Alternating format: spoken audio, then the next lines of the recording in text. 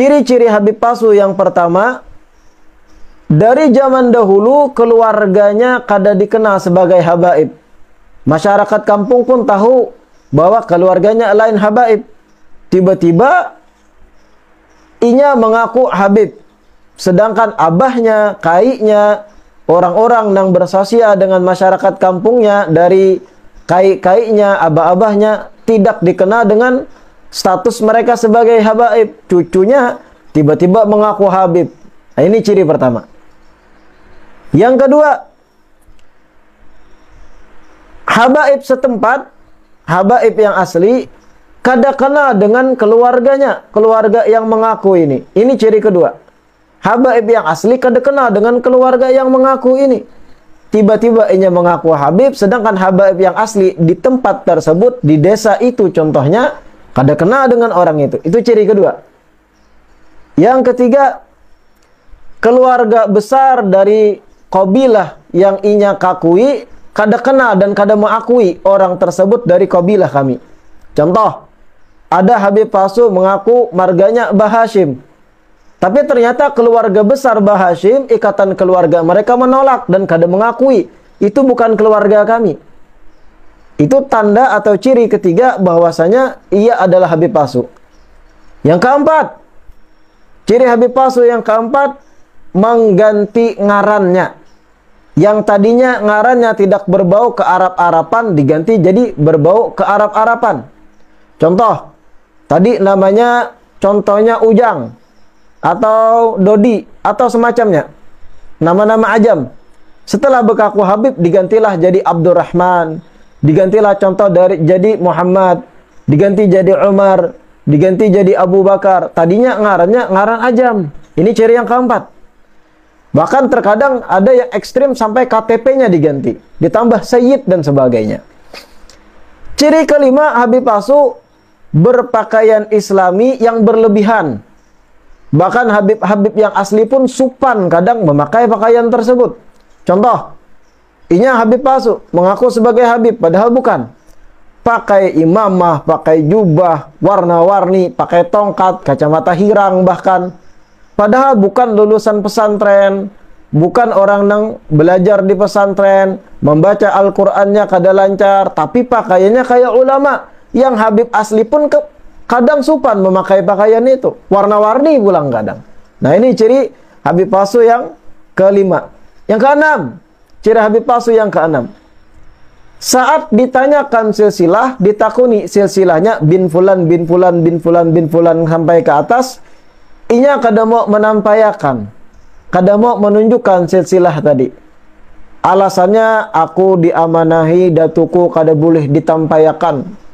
Atau alasannya ini sudah dari pada Tuan Bahari, kami kada boleh menampayakan, takutan sombong. Keramput.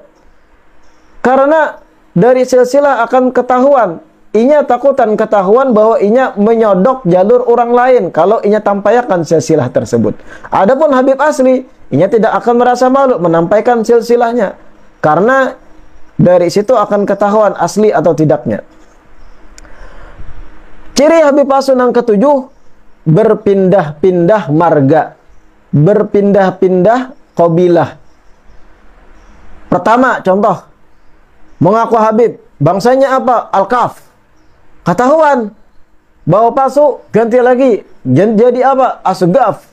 Ketahuan lagi jalur Asgaf yang disodoknya palsu, ganti lagi jadi Al-Hasani. Nah, ini kalau sudah ada ganti-ganti marga, tanda kuat inya habib palsu. Karena habib yang asli terlahir dengan satu marga dan tidak mungkin berubah, karena itu takdir dan pilihan dari Allah Subhanahu wa taala. Ciri habib palsu yang kedelapan, dan ini banyak, mengaku dapat silsilah dari mimpi. Mengaku dapat silsilah dari orang alim yang ditamuinya dalam mimpi.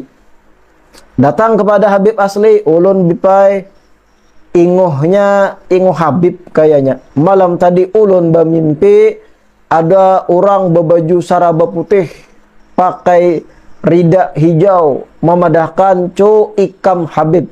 Nasab ikam pulan bin pulan bin pulan bin pulan dan sebagainya. Ini tanda kuat Habib palsu. Karena ilmu nasab bukan ilmu yang diperoleh dari dunia metafisika, tapi itu ilmu yang dipelajari di lapangan, penelusuran silsilah mata rantai keluarga. Kemudian ciri Habib palsu yang kesembilan adalah berkumpul selalu sesama mereka antara Habib-Habib palsu. Jarang inya mau berkumpul dengan Habib yang asli karena bakal disariki, bakal dimarahi. Inya mengolah komunitas antar palsu satu sama lain. Inya membuat ikatan, kerekatan antar mereka sesama palsu. Kemudian ciri Habib palsu yang selanjutnya yang ke-10, keluarga besar si palsu ini, kai-kainya, ninik-niniknya, pamannya atau dingsanak abahnya dari bahari kada pernah kawin silang dengan habaib yang asli. Artinya kaiknya, niniknya, dangsanak kainya, dingsanak nininya mulai bahari kada pernah kawin lawan Habib dan Syarifah. Karena mereka bukan. Tiba-tiba si cucu bekaku Habib, sedangkan ditelusuri sejarah keluarganya mulai bahari kada pernah kawin silang dengan habaib tempatan yang asli. Ini pun ciri Habib palsu juga. Yang ke-11, ciri Habib palsu yang ke-11, susunan nama silsilahnya atau bin-binnya banyak menggunakan nama ajam, nama yang bukan Arab. Saya beri contoh. Siapa nama Habib ini? Habib palsu tadi. Namanya contohnya adalah Muhammad. Siapa abahnya? Abahnya Tirmizi. Siapa abah Tirmizi? Bin siapa? Bin Anang Ramli. Anang Ramli bin siapa? Bin Tuh Kacil. Tuh Kacil bin siapa? Bin contohnya Dodi Iskandar. Bin siapa lagi? Kalau sudah 4 ke atas rantai silsilahnya atau bahkan 5 ke 6 ada nama-nama ajam, ini bukti kuat, indikasi kuat inya Habib palsu. Kenapa? Karena habaib kalau sudah generasi 3 ke atas itu pasti pakai nama baku yang terulang-ulang. Abdullah, Salim, Abu Bakar, Umar, Hasan, Hussein, Alawi, dan nama-nama yang ma'ruf di kalangan habaib lainnya.